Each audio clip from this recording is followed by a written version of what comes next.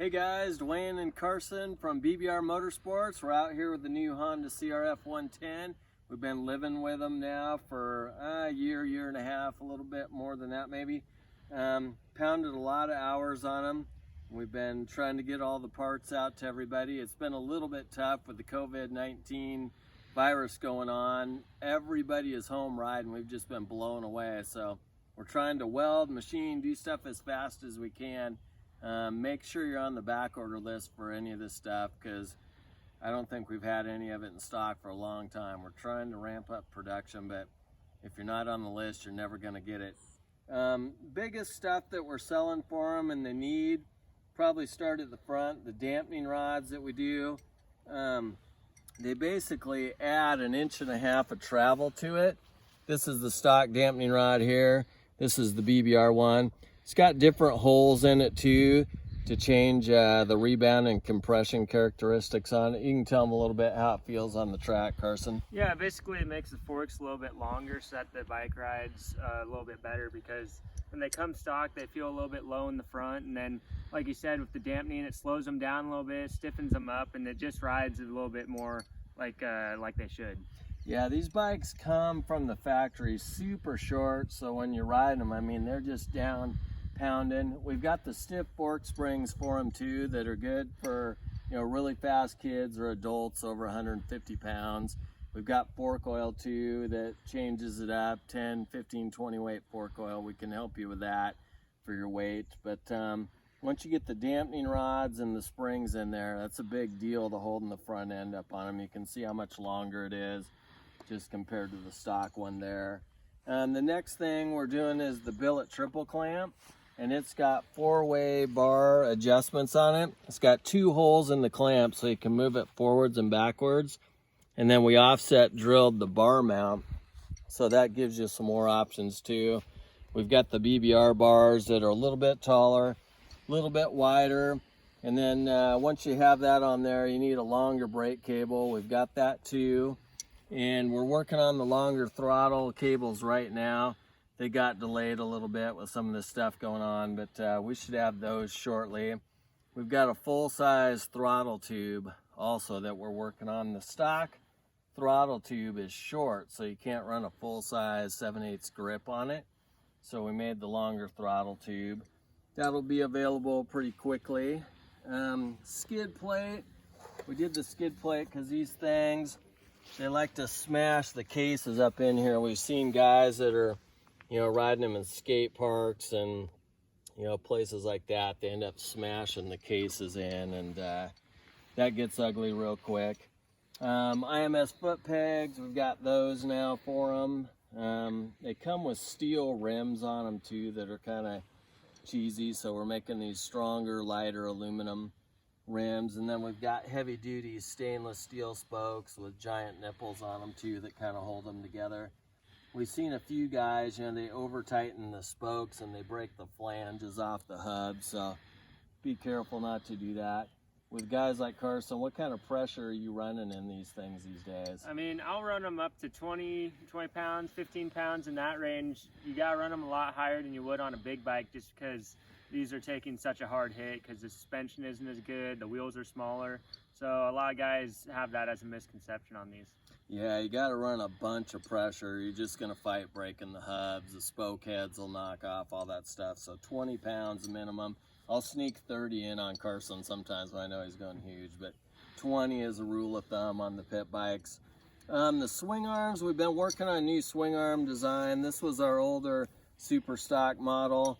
We're doing this new one here, the Signature series we're calling it, and is what we did was we forged the sides all in one piece, got rid of a couple of welds, and you can see we forged all the pockets in it, so these things are super strong. Unfortunately, the forging house that we use, they've been slowed down with the COVID-19 stuff, and just everything keeps getting delayed, but I know we got tons of them on back order, so just bear with us. We'll get all the pieces and get them done. We've got so many different vendors that touch them, from heat treat to anodized, machining little pieces. It just takes an army to build these things, but it's all coming together. We'll have them shortly. These things also have the adjustable shock mount on them too. because everybody's running a different length shock, it seems like. So it'll come with two different blocks, one that's an inch longer to raise the height another inch, kind of like an L model Cowie. For the rear shock, we've just been running the stock shock with the stiff spring, and it works pretty good. There's a bunch of cheaper shocks out there, but we've been running that. And if you're gonna go huge like Carson and his buddies, then just step up and get the Elka shock. We've been working with them on the 19 and 20 model, and it should be out shortly. Carson's done some of the R&D stuff on that. Tell them a little bit about how the Elka works.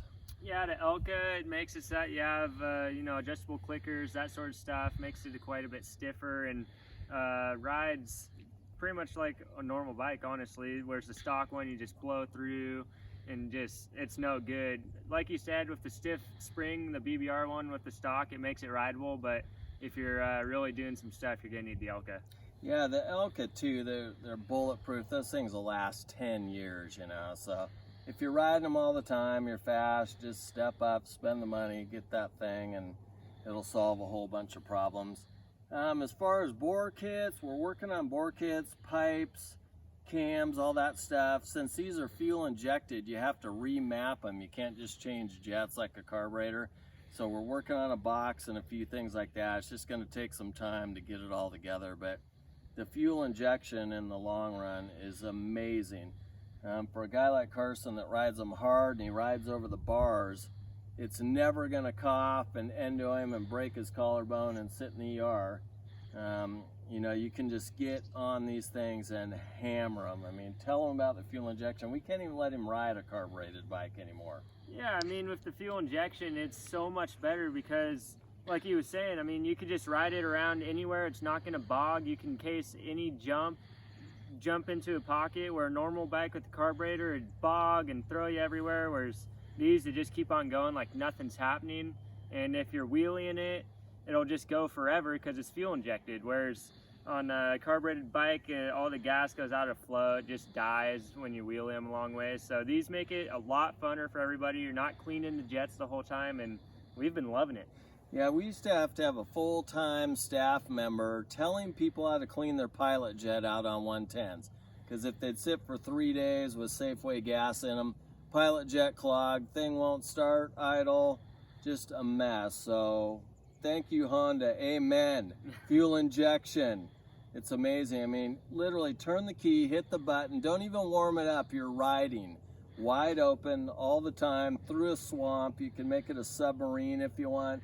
Doesn't matter. Fuel injection is absolutely amazing. And just talking to the customers, so many people went and bought these that have never had a bike before because they know they don't have to screw the jets, the carburetor, just that garbage that makes dirt bikes not fun, especially for kids and your daughter and wife and beginners, and you know, the coughing and choking and just nightmare.